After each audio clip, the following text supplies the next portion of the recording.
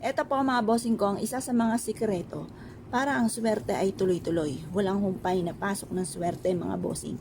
Subukan nyo po itong gawin at mapapasin ninyo na lagi kang ia-adya kung saan lagi ikaw ay suswertehin.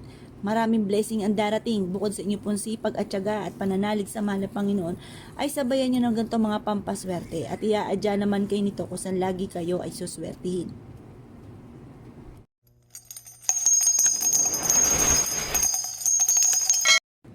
Para laging malaki ang inyo pong benta at lagi po kayo suswertehin, mas mainam mga bossing ko na gawin nyo po ito mga bossing ko bago umalis ng inyo pong tahanan.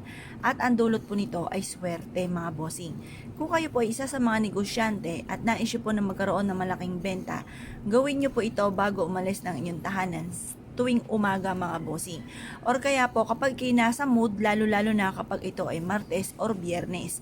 At ito po ay sinisigurado ko po sa inyo na buong araw kayo ay suswertihin mga bossing. At may mga darating sa inyong swerte na hindi nyo inaasahan. Ganito lang po ang inyo pong gagawin. Kumuha po kayo ng isang mangkuka na asin or isang platito.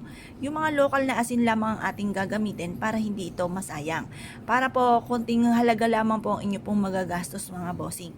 20 pesos na asin sa palengke or sa bangketa sa may kariton ay napakarami na. Kaya yan na lang po inyo pong gagamitin. Konting asin lang naman ang ating kailangan mga bossing. At pagkatapos mga bossing ko, kailangan din natin ng langis or kaya po mga bossing, basta kahit anong klase ng langis.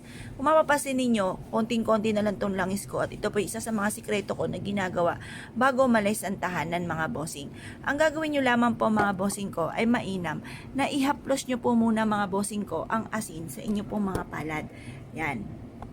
Kagaya po nito mga bossing. Teka po, ayusin lang natin mga bossing ko itong hawakan ko ng cellphone para mapakita natin ng maayos mga bossing.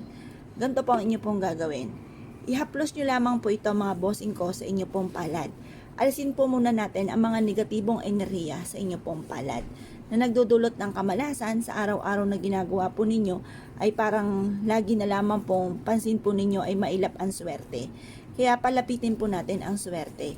Ihaplos nyo lamang po ito mga bossing ko sa inyo pong palad. At pagkatapos ito mga bossing ko, habang kayo po yung naghahaplos na ganyan, tinatanggal natin ang kamalasan, paulit-ulit ka nagwi-wish na magkakaroon ako ng maraming pera at kailanman na hindi na ako mauubusan ng pera, lagi akong suswertihin. Pagkatapos po niyan, kapag po ito yung naipahid nyo na mga bossing, kunin nyo po itong baby oil mga bossing ko at magpahid kayo sa inyong palad para manuot mga bossing ko, dumikit ang swerte mga bossing. Yan. Ngayon pa mga bossing, ang gagawin nyo lamang, ihahaplos nyo po ito sa inyo pong palad. Kagaya po nito mga bossing. Yan, haplos nyo lamang.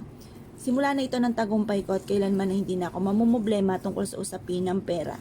Ugaliin nyo po ito na gawin mga bossing ko at mapapansin nyo po mga bossing ko na instead na nagiging mailap sa inyong swerte ay mas higit kayo nalalapitan ng swerte at mapapansin niyo po na mas magiging magaan ang daloy ng pera.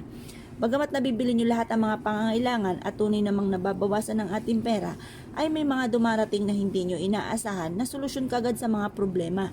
Kaya mas mainam po mga bossing ko ay meron kayong mga ganitong mga pamamaraan upang sa ganon ay maiwasan nyo kung ano man ang mga matagal nyo nang pinoproblema mga bossing lalo na tungkol sa usapin ng pera. Ngayon pa mga bossing ko kayo po naniniwala, bago kayo umalis ng inyong tahanan, ay mainam na subukan nyo po muna itong gawin. Kaya kung kayo po naniniwala at naisyo po itong gawin, ay siya mga bossing, good luck po sa inyo po lahat.